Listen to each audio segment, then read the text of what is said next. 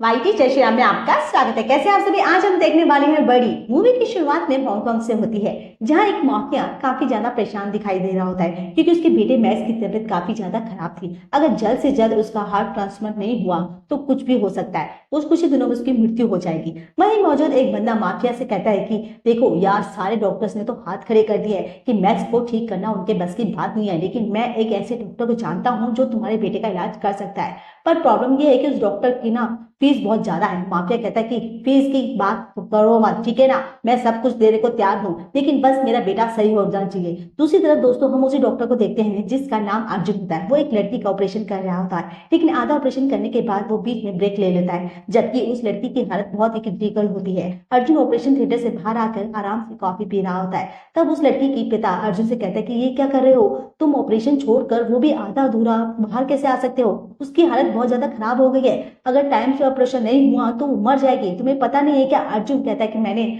आपसे ऑपरेशन के लिए 15 करोड़ मांगे थे, अभी तक मेरे अकाउंट में वो पैसे नहीं आए हैं, और जब तक पैसे नहीं आएंगे मैं ऑपरेशन नहीं करूंगा। लड़की का पिता दोस्तों अर्जुन के सामने गिड़गिड़ा रहा होता है कि प्लीज मेरी बेटी को बचा लो, मुझे बस कुछ देर घंटों की मोहलत दे दो, मैं पूरे पैसों का इंतजाम करके तुम्हारे अकाउंट में डाल दूंगा। लेकिन ये अर्जुन नहीं मानता दोस्तों, और अब लड़की के पिता की मुश्किल और बढ़ाने के लिए वो 15 के बजाय 20 करोड़ मांग लेता है और कहते हैं कि तुम्हारा मेरा टाइम वेस्ट किया है। और दोस्तों, अर्जुन को लोगों की जान से ज्यादा पैसा प्यारा होता है, और लोग उसके पास इसलिए इलाज करवाते हैं क्योंकि वो अच्छे से इलाज कर देता था।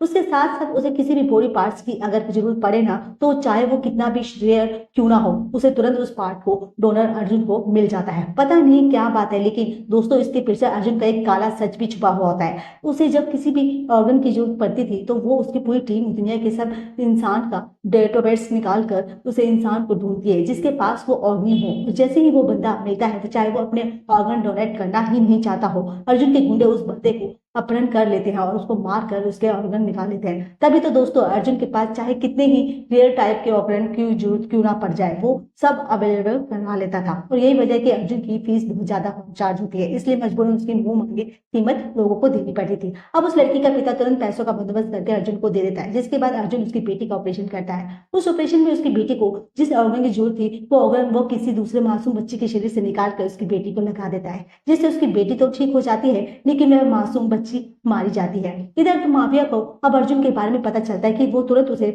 अपने पास बुलाता है ताकि अर्जुन उसके बेटे का हार्ट ट्रांसफर कर दे। माफिया होने की वजह से अर्जुन उससे 100 करोड़ मांगता है। माफिया कहता है कि कोई बात नहीं, मैं 100 करोड़ तुम्हें देने को तैयार हूँ, लेकिन अगर तू मेरे बेटे को नहीं बचा पाया तो मैं अपने बेटे के साथ तुझे भी दफना दूंगा। और अब अर्जुन की टीम मेंबर्स पूरी दुनिया में ऐसे हार्ट वाले इंसान को ढूंढने में लग जाती है जिसका हार्ट मैच के हार्ट से मैच हो सके। तब उन्हें इंडिया में रहने वाले पल्लवी नाम की एक लड़की के बारे में पता चलता है जिसका हार्ट मैच के हार्ट से बिल्कुल मैच कर रहा होता है। और दोस्तों इस अर्जुन का ना दुनिया भर के ज्यादातर हॉस्पिटल के कनेक्शन होते हैं। कभी भी कोई बंदा हॉस्पिटल कुछ टेस्ट करवाने आता है तो उनका सारा डाटा वो हॉस्पिटल वाले अर्जुन को सेंड कर देते थे, जिस वजह से अर्जुन को डोनर आसानी से मिल जाते हैं। दूसरी तरफ हम पल्लवी को देखते हैं जो उदास मन से कहीं जा रही होती है। उसके पास एक टैडी भी होता है जो कि काफी बड़ा और सुंदर दिख रहा होता है। वही दोस्तों पल्लवी के लिए वो टैडी उसके अकेलेपन का साथी था, जिससे वो बहुत ही ज्यादा प्यार करती थी। जहां भी जाती उसे अपने साथ लेकर जाती थी। उसे वो टैडी आदित्य नाम के एयरप्लेन पायलट ने दिया था, लेकिन इन दोनों के बीच असल में ऐसा क्या हुआ जिससे पल्लवी परेशान है, ये जानने के लिए बस थोड़ा टाइम दीजिए। 2 साल पहले पल्लवी एयर ट्रैफिक कंट्रोल में ज्वाइन हुई थी, जिसे शॉर्ट में ATC भी कहा जाता है। वहां के लोगों का काम होता है लैंड करते समय एयरप्लेन को गाइड करना, एयरप्लेन की हाइट वगैरह चेक करना, रन में खाली है या नहीं, क्रिटिकल सिचुएशन में क्या करना है, इन सभी चीजों के बारे में पायलट को बताना होता है। ये सब कुछ ATC मेंबर्स का काम होता है ताकि पायलट आराम से यात्रियों को उनकी मंजिल तक पहुंचा पाएंगे। लेकिन जब पल्लवी का पहला दिन था तो ITC में तो पहली गाइड तो उसे गाइड करने के लिए दी जाती है, वो आदित्य की होती है। और उस समय पल्लवी काफी डरी हुई थी, इसलिए आदित्य उसे शांत करता है और अच्छी तरह से उसे बात करते हुए लैंडिंग के बारे में पूछता है कि हमें लैंड करना चाहिए या नहीं। आदित्य के समझाने और हौसला देने की वजह से पल्लवी अपना सारा डर खत्म करते हुए पूरे कॉन्फिडेंस के साथ आदित्य को अच्छे से गाइड करती है, और इस तरह प्लेन भी बढ़िया तरीके से लैंड हो जाता है, जिससे उसकी खुशी का ठिकाना नहीं रहता। और इसी के साथ दोस्तों आदित्य और पल्लवी के बीच अच्छी दोस्ती हो जाती है। और धीरे धीरे उनकी ये दोस्ती कब प्यार में बदल जाती है उन्हें पता ही नहीं चलता। अब एक दिन की बात है जब पल्लवी आदित्य के एयरप्लेन को लैंडिंग के लिए गाइड कर रही होती है, तभी पल्लवी के बाजू में बैठी उसकी दोस्त उसके लिए कॉफी लाने चली जाती है, जो कि उस समय प्रेग्नेंट थी। पर वह जमीन पर गिरा हुआ पानी देख नहीं पाती और पैर फिसलने के कारण वह नीचे गिर जाती है, जिससे उसके पेट में बहुत तेज दर्द भी होता है। उस समय वहां पर कोई मौजूद नहीं था, इसलिए पल्लवी फ्लाइट को गाइड न करते हुए अपनी दोस्त के पास चली जाती है। आदित्य बार बार पल्लवी से पूछ रहा था कि रनवे के बारे में बताओ, रनवे के बारे में बताओ कि पल्लवी लैंड कर सकते हैं कि नहीं। पल्लवी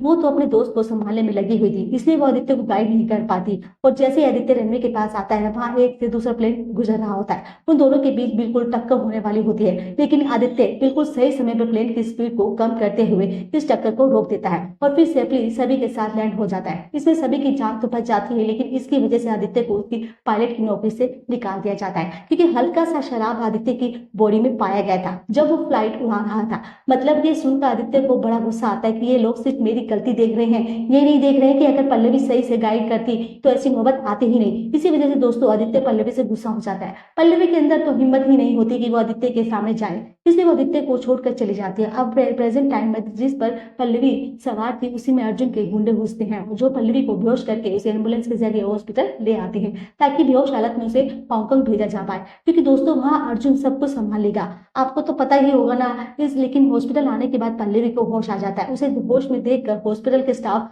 फिर उसे पकड़ लेते हैं और फिर किसी तरह का कोई इंजेक्शन लगा देते हैं, लेकिन इंजेक्शन के ओवरडोज की वजह से उसकी हालत खराब हो जाती है। डॉक्टर उसे सीपीआर देकर होश में लाने की कोशिश करते हैं, लेकिन काफी कोशिशों के बाद भी कोई फायदा नहीं होता।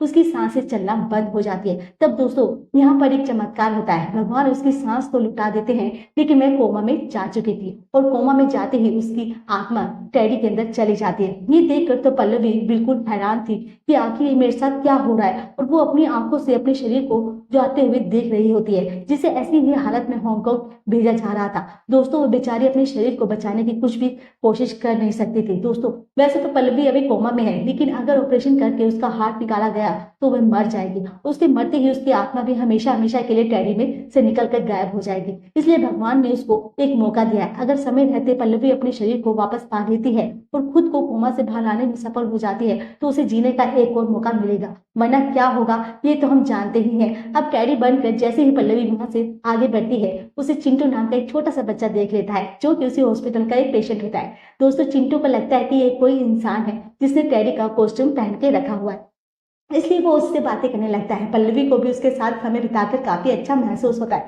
जिसके बाद उसे वहां से अपने घर के लिए निकल जाती है। लेकिन रास्ते में कुछ कुत्ते उसको पीछे पड़ जाते हैं और उनको देखकर तो पल्लवी एकदम से घबरा जाती है। वो वहां से तुरंत भागना शुरू कर देती है। फिर सही समय पर आदित्य वहां पर आकर उसे बचा लेता है। आदित्य अपने अंकल के साथ नशे में धुत था, इसलिए नशे में वो टेडी को खिलौना समझकर अपने घर ले आता है। फिर आने के बाद पल्लवी एकदम से खुश हो जाती है कि आदित्य ने मुझे बचा लिया। लेकिन दोस्तों उसे डर भी लग रहा था कि कहीं आदित्य को पता चल गया कि मैं पल्लवी हूँ और मेरी वजह से ही उसकी नौकरी चली गई थी, तो वो काफी ज्यादा गुस्सा करेगा। इसलिए दोस्तों नशे का असर खत्म होने के बाद आदित्य उसके अंकल को वो अपने घर बारे में बताता है कि कुछ लोगों ने मेरा अपहरण किया, लेकिन जैसे ही मैं कोमा में गई मेरी आत्मा इस टेडी के अंदर आ गई। लेकिन दोस्तों वो अपनी असली पहचान नहीं बताती कि मैं पल्लवी हूँ, और ये सुनकर वो दोनों हैरान हो जाते हैं कि तुमरे अरे साथ ऐसा कैसे हुआ और ऐसा कैसे हो सकता है, क्या फिर हम दोनों नशे में तो नहीं है, ये तो कोई सपना होगा। लेकिन पल्लवी काफी समझाने के बाद उन्हें इसकी बातों पर यकीन हो जाता है। अब वो तीनों वहां से पल्लवी के घर जाते हैं। वहां पर आने के बाद उन्हें पता चलता है कि हॉस्पिटल वालों ने किसी और लड़की का शव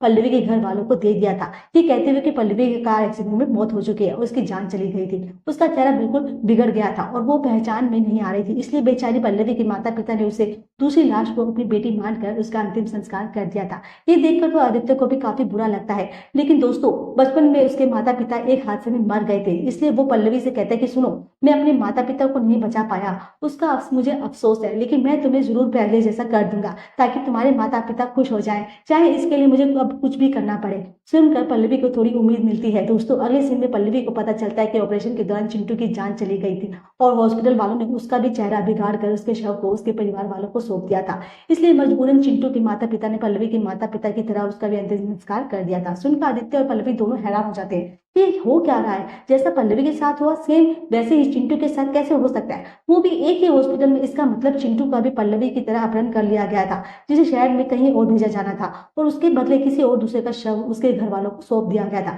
दोनों ही चीज एक ही हॉस्पिटल में हुई थी, इसलिए दोस्तों आदित्य और बाकी उसी हॉस्पिटल में आते हैं ताकि पता कर पाए कि लोगों को अपहरण करके उन्हें कहाँ भेजा जा रहा है। हॉस्पिटल में आने के बाद आदित्य के बीच काफी जबरदस्त लड़ाई होती है। लड़ाई के दौरान आदित्य को एक डॉक्टर के बारे में पता चलता है और वही डॉक्टर लोगों का अपहरण करके उन्हें दूसरे देश भेजने का काम करता है। अब आदित्य उस डॉक्टर को पकड़कर पूछता है कि चिंटू कहाँ है, पर उसे कहाँ भेजा जा रहा है। तब वो डॉक्टर उन डॉक्टर लोगों को एक बंदरगाह पर लेकर आता है जहां कंटेनर में डालकर चिंटू को हांगकांग भेजा जा रहा था दोस्तों। लेकिन वहां पर आते ही अर्जुन के गुंडे आदित्य से लड़ना शुरू कर देते हैं, इसलिए वो भी उन्हें खूब मारता है। लेकिन तभी वहां पर कुछ और गुंडे पहुंच जाते हैं जिन्होंने चिंटू वाला कंटेनर समझकर दूसरा कंटेनर उठा लिया था। क्योंकि दोस्तों पता है क्या हुआ था, पल्लवी ने चिंटू के कंटेनर का लेबल बदलकर दूसरे कंटेनर में लगा दिया था और उसी कंटेनर में वह खुद भी मौजूद होती है ताकि हांगकांग जाकर यह पता लगा सके कि आखिर इन सबके पीछे कौन है। लेकिन इस बारे में जब आदित्य को पता चलता है तो वो एकदम से परेशान हो जाता है कि अब हांगकांग जाकर उस टैडी को भी बचाना पड़ेगा। बताओ, और भी पल्लवी को फोन करके कहता है कि तुम टेंशन मत लो, मैं जल्द ही तुम्हें बचाने के लिए आ रहा हूँ। इधर दोस्तों मैक्स की हालत काफी बिगड़ने लगती थी, इसलिए उसे तुरंत ऑपरेशन के लिए भेज दिया जाता है जहाँ पल्लवी का शरीर में पहुंच चुका था, बस अब उसका हार्ट निकालना बाकी था। लेकिन तभी अचानक से मैक्स की धड़कन काफी तेज हो जाती है। अगर अभी ऑपरेशन किया तो उसकी जान भी जा सकती है, इसलिए अर्जुन बाकी डॉक्टर से कहता है कि ठीक है, फिर हम 48 घंटों का इंतजार करते हैं। उसके बाद ही हम मैक्स का ऑपरेशन करके इधर हांगकांग में वो कंटेनर पहुंच चुका है। लेकिन उसके अंदर चिंटू नहीं बल्कि टैडी है और पल्लवी का मोबाइल होता है, जिसको देखकर अर्जुन के गुंडे बिल्कुल हैरान हो जाते हैं कि ये क्या है, चिंटू कहाँ चला गया। वो लोग टैडी को खिलौना समझकर वहीं फेंक देते हैं और अर्जुन के राइट हैंड कबीर को इसके बारे में बताते हैं, जिसके लिए कबीर अर्जुन को पल्लवी का मोबाइल देता है और अर्जुन उस मोबाइल से सबसे पहले नंबर पर कॉल लगाता है जो कि आदित्य का था। अर्जुन कहता है कि देख, मुझे पता है तू मेरे साथ पंगा ले रहा है, उस लड़की को बचाने के लिए ना तुमने चिंटू को भी गायब कर दिया है, लेकिन मेरी बात कान खोलकर सुन ले, तू कभी इस लड़की को बचा नहीं पाएगा। चिंटू को गायब करने की वजह से अब मैं इस लड़की का हार्ट निकाल लूंगा और वो भी उसे बिना बेहोश किए हुए, छोटे से छोटा दर्द भी उसे महसूस करवा कर रहूंगा। तो उसे बचा नहीं सकता, तो बचाना है तो बचा ले। ये सुनकर दोस्तों अर्जुन फोन काट देता और वो अब हांगकांग जाने के लिए आदित्य एक प्लान बनाता है, क्योंकि बोट और फ्लाइट से गया तो पर अर्जुन पक्का गुंडा उसको रोकने की कोशिश करेंगे। उसे ऐसा प्लान चाहिए जिससे वह सीधे अर्जुन तक पहुंच पाए। तब आदित्य को पता चलता है कि अर्जुन किसी की नकली दवा इंडिया से हांगकांग इंपोर्ट करवा रहा था जो कि लीगल दवा है। आदित्य यही प्लान बनाता है कि वो दवा वहीं लेकर हांगकांग जाएगा और दवा देने के बहाने वो अर्जुन को मार देगा। अब इसी प्लान को सफल बनाने के लिए आदित्य अपनी एक टीम बनाता है। उस टीम में उसकी एक दोस्त सारा और कॉर्पोरेट बैंकी भी शामिल होता है। वो तीनों एयरप्लेन में बड़ी चालाकी के साथ वो दवा डाल देते हैं। हांगकांग आने के बाद काफी होशियारी से एयरपोर्ट के गार्ड से भी बच निकलते हैं। लेकिन यहाँ पर ये गड़बड़ी हो जाती है कि वो दवा सिमोन नाम का बंदा आदित्य से लेकर चाहता है और क्योंकि ये दवा अर्जुन से सिमोन को देने के लिए मंगवाई थी। अब आदित्य परेशान हो जाता है कि मैं अर्जुन तक कैसे पहुंचूं। दूसरी ओर दोस्तों पल्लवी जब हांगकांग की सड़कों पर घूम रही होती है तो उसे वहां पर अर्जुन के गुंडे दिखाई देते हैं जो सभी आपस में कह रहे होते हैं कि उस दवा के पैसे रॉयल होटल में आज रात मिलने वाले हैं। पल्लवी को कुछ समझ नहीं आता कि लोग कौन सी दवा की बात कर रहे हैं। तभी दोस्तों वो गुंडे पल्लवी को देख लेते हैं, मतलब टैडी को, और इंसानों की तरह उनकी बातें सुनने की वजह से उसे लगता है कि जरूर टैडी के अंदर कोई इंसान छुपा हुआ है। इस चीज से हमारी बातें सुन भी ली है, इसलिए वो उसको मारने के पीछे पड़ जाते हैं। लेकिन तभी आदित्य आकर वहां पल्लवी को बचा लेता है। अब पल्लवी आदित्य को रॉयल होटल के बारे में बताती है। ये सुनकर आदित्य कहता है कि मेरे ख्याल से वहां पर सिमोन और अर्जुन के पैसों का लेन देन होने वाला है, हमें वहीं पर जाना चाहिए, शायद हमें वहां पर अर्जुन मिल जाए। इसलिए दोस्तों अब वो सभी रॉयल होटल में जाने की तैयारी करते हैं। सारा तो मस्त होकर तैयार होकर आदित्य के साथ जा रही थी और ये देखकर पल्लवी को थोड़ा जलन भी होती है कि मैं तो एक टैडी के अंदर खड़ी हूँ और ये सारा बड़े मजे से तैयार होकर आदित्य के साथ जा रही है, काश उसकी जगह मैं होती। खैर दोस्तों अब आदित्य बाकी होटल पहुंच चुके होते हैं, लेकिन वहां अर्जुन नहीं होता। उसे सिमोन से पैसे लेने के लिए कबीर को भेजा होता है, इसलिए अब आदित्य डिसाइड करता है कि अब तो कबीर को ही पकड़ना होगा, वही हम अर्जुन को तक पहुंचा सकता है। लेकिन तब तक अर्जुन के गुंडे आदित्य से लड़ना शुरू कर देते हैं। आदित्य हार मानने वाला था दोस्तों, वो बढ़िया तरीके से उन सभी की धुलाई कर देता है और कबीर को भी बंदी बना देता है। जहां वो उसे कहता है कि अगर तुम अर्जुन को फोन करके यहाँ पर बुला, उसके पापा का घड़ा फूट चुका है, जल्दी कर। कबीर भी अर्जुन को फोन करके वह कह देता है कि तुरंत यहाँ पर आना होगा, यहाँ बहुत बड़ी गड़बड़ हो गई है। और दोस्तों अब अर्जुन और आदित्य दोनों आमने सामने आकर खड़े हो जाते हैं। अर्जुन को नहीं पता था कि आदित्य वही है जो पल्लवी को बचाना चाहता है, लेकिन तभी उसके गुंडे आदित्य की फोटो भेजकर उसके बारे में सब बता देते हैं कि यही वह आदित्य है जो आपको मारना चाहता है। ये सुनकर अर्जुन कहता है कि वाह मेरे दोस्त, दिमाग बढ़िया लगा है। देखिए अफसोस तुम यहाँ तो आ गए हो लेकिन जिंदा वापस नहीं जा पाओगे। इसके इतना कहते ही दोस्तों अर्जुन के गुंडे आदित्य को पूरी तरह से घेर लेते हैं, जिसके बाद अर्जुन तो चला जाता है और उसके जाने के बाद सभी गुंडे आदित्य पर फायरिंग शुरू कर देते हैं, जिससे 2 गोली तो आदित्य को लग जाती है और उसी फायरिंग में कबीर भी मारा जाता है। लेकिन तभी वहां पर पल्लवी और सारा मशीन गन लेकर वहां आ जाती है, जो हजारों की तादाद में गोली चलाते हुए अर्जुन के सारे गुंडों को मार देते हैं, जिससे आदित्य की जान बच जाती है। दोस्तों अब अपना प्लान फेल होता हुआ देखकर आदित्य बड़ा परेशान हो जाता है, लेकिन फिर भी वो इतनी आसानी से हार मानने वाला नहीं था। वो अपनी आंखें दाव खेलते हुए सीधा एम्बुलेंस को लेकर एम्बुलेंस अर्जुन के हॉस्पिटल में पहुंच जाता है, जहां पर अभी मैक्स को रखा गया था। वहां आने के बाद वह गार्ड से कहता है कि हम बॉडी लेकर आ गए हैं, जिसे लाने के लिए अर्जुन से हमसे कहा था। ये कहने के बाद दोस्तों गार्ड्स भी आदित्य को अंदर जाने की इजाजत दे देते हैं, पर अंदर आते ही आदित्य और बाकी सभी गार्ड्स पर हमला करते हुए मैक्स को वहां से लेकर जाते हैं। जिसके बाद आदित्य अर्जुन को फोन करके कहता है कि देख कैसा लग रहा है मेरा प्लान, मजा तो आया होगा ना। अर्जुन तो गुस्से में बौखला जाता है और वो आदित्य से कहता है कि मुझसे पंगा मत ले, समझ ले, अब तू देख मैं कैसे इस लड़की को मारता हूँ। लेकिन दोस्तों इससे पहले कि वो पल्लवी को शॉट करता, माफिया अर्जुन पर गन तान कर खड़ा हो जाता है। कहता है मेरा बेटा आदित्य के कब्जे में है, अगर इस लड़की को कुछ हुआ तो वो मेरे बेटे को मार देगा, इसलिए तुम इसे कुछ नहीं कर सकते। देखा दोस्तों अर्जुन अब बुरी तरह से फंस चुका था। इधर एक तरफ से अर्जुन पल्लवी को आदित्य के पास भेज रहा होता है, वहीं दूसरी ओर से सारा मैक्स को माफिया के हाथों सौंप देती है, जहां मैक्स अपने पिता से कहता है कि पापा आपको मेरे टेंशन लेने की जरूरत नहीं है, आपसे जो बन पड़ा आपने वो सब कुछ के मुझे बचाने के लिए कर दिया है। अब आगे देखो मेरी किस्मत है, अगर मेरी किस्मत में मरना लिखा होगा तो मुझे कोई नहीं बचा सकता। ये सुनकर माफिया की आंखों में भी आंसू आ जाते हैं।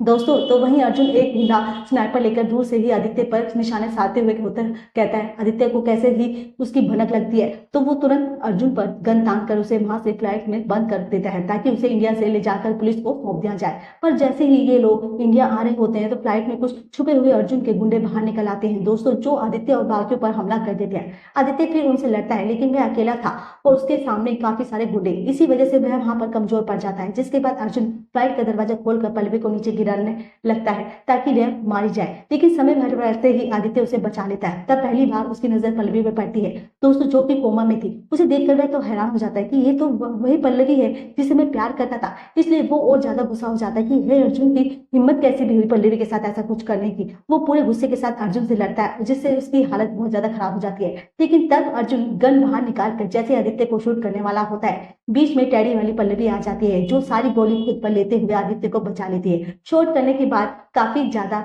मार खाने की वजह से अर्जुन भी वहीं पर मारा जाता है। आदित्य अब टेडी को पकड़ने की कोशिश करता है, लेकिन पल्लवी सिर्फ इतना कहती है आदित्य तुम्हारा बहुत बहुत शुक्रिया जो तुमने मेरे लिए इतना कुछ किया। इतना कहती है दोस्तों पल्लवी फ्लाइट से नीचे गिर जाती है और अब टेडी जैसे ही मरता है ना पल्लवी कोमा से बाहर आ जाती है, जिसको देखकर आदित्य बड़ा खुश हो जाता है। साथ ही वो उसे माफ भी कर देता है, क्योंकि उसकी वजह से उसकी नौकरी गई थी और यहाँ से दोनों बड़े खुश होते हैं। और इसी हैप्पी एंडिंग के साथ दोस्तों ये मूवी यहीं पर खत्म होती है। बाकी आपको मूवी कैसी लगी या कमेंट्स में जरूर बताइएगा। वीडियो को ज्यादा से ज्यादा लाइक सब्सक्राइब करिएगा। मिलते हैं अगली वीडियो में। Thanks for watching.